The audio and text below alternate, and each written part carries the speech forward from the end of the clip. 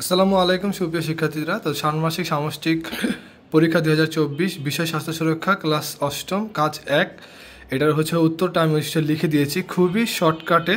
তোমরা এইভাবে লিখলে হয়তো তোমাদের জন্য সবচেয়ে বেশি বেটার হবে, কারণ আমি খুবই ছোট করে লিখে দিয়েছি। তোমাদের কোশ্চেনটা ছিল যারা সাঁতারে অংশগ্রহণ করবে তাদের প্রস্তুতি ও সুরক্ষার জন্য তুমি কি কি কাজ করবে এটা, তারপর তুমি যে কাজগুলো করার সিদ্ধান্ত নিলে তার কারণ কি এই সম্পর্কে লিখবে।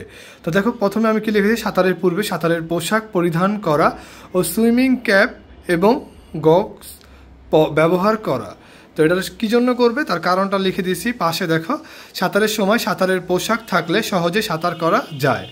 পরে দেখো 2 নম্বরে কী লিখেছি, সাঁতার শুরুর পূর্বে ডাক্তারের পরামর্শ নেওয়া এবং শারীরিক অবস্থা নিশ্চিত করা। মানে সাঁতারের শুরুর পূর্বে ডাক্তারের পরামর্শ নেওয়া এবং শারীরিক অবস্থা নিশ্চিত করা।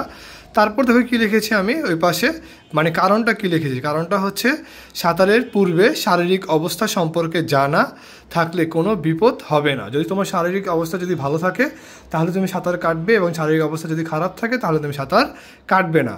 তারপর দেখো 3 নম্বরে কী বলেছি, সাঁতার শুরুর পূর্বে ব্যায়াম করা এবং প্রয়োজনীয় শারীরিক শক্তি তৈরি করা। কারণ সাঁতার শুরু করার আগে তুমি যদি অসুস্থ হয়ে যাও তাহলে তুমি সাঁতার কাটতে পারবে না। তার জন্য তোমাকে প্রথমে কী করতে হবে, ব্যায়াম করতে হবে এবং প্রয়োজনীয় শারীরিক শক্তি তৈরি করতে হবে।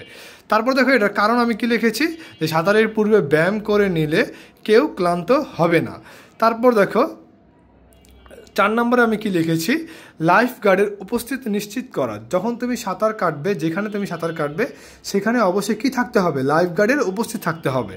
তারপর তুমি সেই লাইফ গার্ডের উপস্থিত থাকলে তার কারণটা তুমি কি লিখবে, তার কারণ লিখবে যে লাইফ গার্ডের ব্যবস্থা থাকলে কেউ যদি অসুস্থ হয়ে পড়ে তাহলে তাকে তাৎক্ষণিক ব্যবস্থা গ্রহণ করা।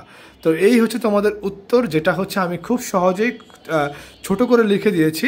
তো তোমরা খুব তাড়াতাড়ি এটা করে নাও। তো তোমাদের মুখস্থ করে নাও, যাতে তোমরা কালকে আগামী পরীক্ষায় লিখতে পারো। তো পরবর্তী কোশ্চেনগুলো আমি লিখে দিচ্ছি ছোট করে। অন্যান্য ইউটিউব চ্যানেল থেকে আমি ছোট করে লিখে দিব, যেটা তোমাদের কাছে বেশি কার্যকর বলে মনে হবে। কারণ সবার লেখা যদি এক হয় তখন কিন্তু তুমি ধরা খেয়ে যাবা। তো কেউ কেউ একটু ব্যতিক্রম করে লিখবে, তাহলে তোমাদের জন্য বেশি বেটার হবে। তো পরবর্তী ভিডিওগুলো আমি ছেড়ে দিচ্ছি, তো তোমরা এটা দেখে নিও। আল্লাহ হাফেজ।